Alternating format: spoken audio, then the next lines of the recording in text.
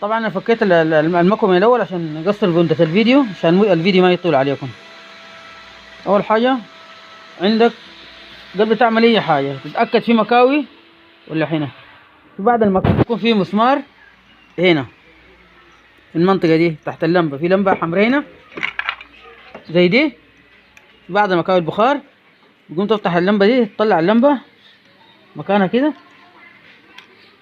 دقة تحت هنا في مسمار، وفي بعض لا ما في مسمار، بتقوم تقرص الحتة تطلعها، تلقى في غطا زي ده تطلعه، بتلقى تحت مسمار ولا هنا ولا هنا فوق. شايف خرم المسمار هنا هنا في المنطقة دي تلقى فيه مسمار هنا جوا دي مسمار، تقوم تحله. في تاني عندك مجرد ما حليت المسمار هنا ده بتكون بتطلع معاك، ها تقوم تطلعها. دي اللمبة طبعا كان مكانها هنا. السلام عليكم. والسلام. تطلع اللمبة، قوم بعد كده في مسامير هنا، في مسمارين جوا هنا، في مسمارين هنا، في مسمار هنا، قوم تفكهم. عليكم السلام. عشان يطلع معاك الوش الفوق. في تاني عندك 4 مسامير او 5 مسامير حسب. في 2 هنا وفي 2 الناحية دي. قوم ايه تفك دول المسامير دول،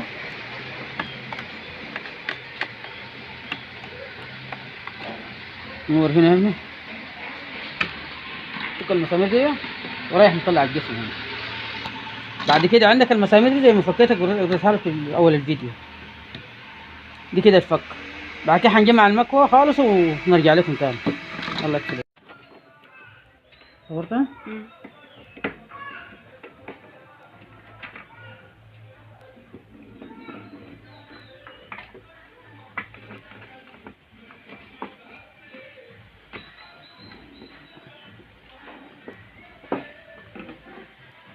بس خلاص كده.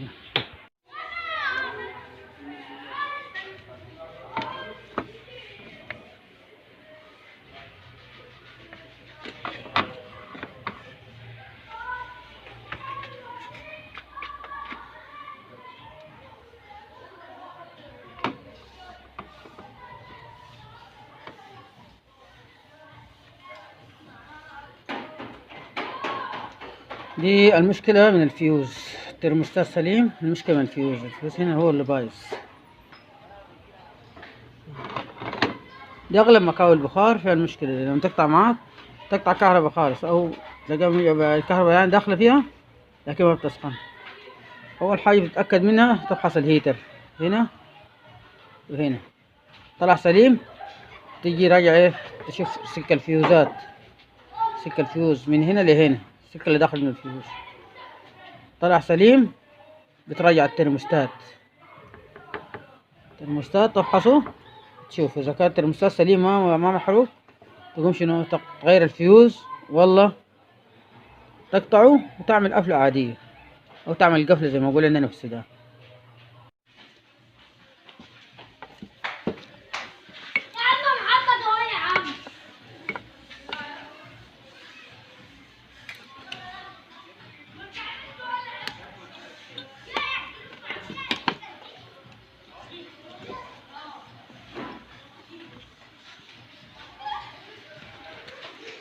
هنقيس ده بكابل السير يعني، هو طبعا اكيد بايظ، انا عارف انه بايظ.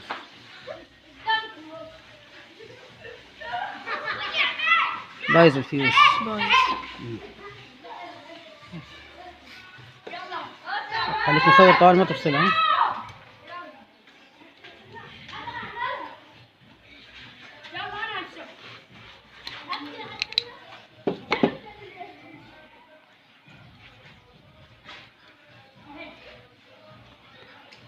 دي اغلب مكاوي البخار العطل بتاعه يكون من هنا، يعني لو قطعت كهرباء نهائي يكون من شنو؟ من الفيوز. تقوم تقطع الفيوز وتعمل قفلة عادية. لو عندك الفيوز خلاص، ما عندك لو عندك الفيوز ممكن تركب فيوز جديد، ما عندك فيوز تعمل القفلة عادية برضه بتعيش معاك يعني عادي.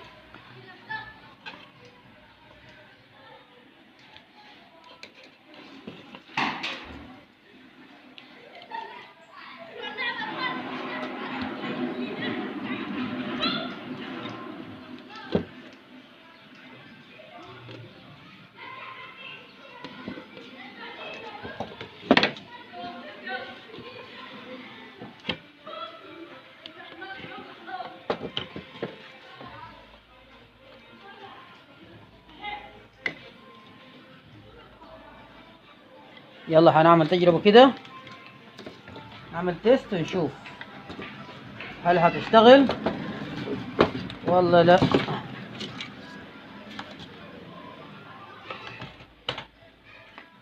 نكابل الستيريا، هنجرب على الستيريا. هوصل لهم لحد السيريا. ايه هوصل لهم لحد السيريا. ايوه ما تمشي معي، تابع معي لحد الستيريا، تابع، ارجع ورا وكبر كبر، ارجع ورا وكبر. ايوه كده من الستيريا.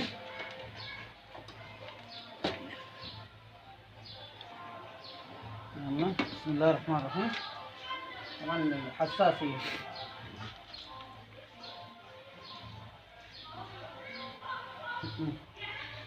دي حاجة ما طبيعية. افصل كده، افصل. عندك فردتين بتاعت الكهرباء، واحدة جاية من هنا قرب، واحدة جاية من هنا، واحدة جاية من الترموستات اللي هم دول. قرب، حاول قرب العدسة هنا. طبعا الاثنين دول بتاعت اللمبة، الاثنين دول بتاعت اللمبة، والاخضر اللي في النص ده بتاع الارضي، ودول الاثنين الاحمر والازرق اللي هم بتاع شنو؟ بتاع الكهرباء. واحد جاي مباشر على الهيتر، واحد ماشي على الترموستات بدي الهيتر، بدي فردة الهيتر الثانية. فانت بتقوم شنو؟ احنا عايزين هنا نلغي البوردة خالص، لان البوردة برضه طلعت بايظة، عشان كده الفيوز اتحرق والبوردة بايظة. فانا هخليها مكوى شغالة بخار عادية لانها كانت حساس، هخليها بخار عادية. فانا بقوم بلغي ايه؟ بلغي شنو؟ بلغي ديل، شايف؟ ديل الاثنين بتاعت الكهرباء. بقوم بشيل السلك ده اللي هو ده وده مع بعض، والاحمر ده نلغيه من هنا خالص، ده الازرق ده بيتلغي من هنا خالص، يتقص من هنا، الازرق يتقص. نور هنا ونور، ده مش عايزينه، نور هنا، وده هو ده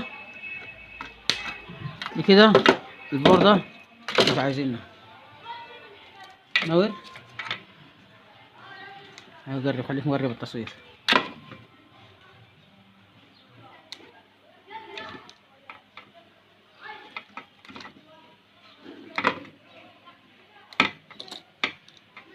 كده ان شاء الله لما نعمل التيست السيري هتنور معانا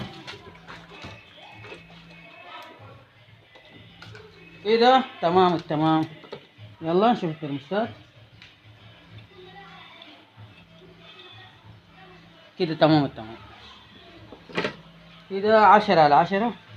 يلا بعد كده نقفل المكوى على كده، ويكون دي لمبة المكوى شغالة.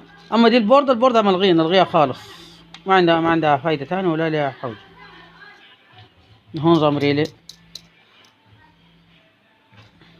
2 داود بدل الترانزستور دي تصويرها.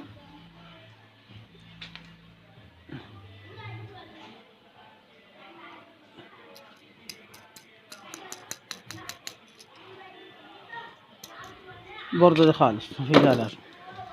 بس كده. ده 300. ايه ده؟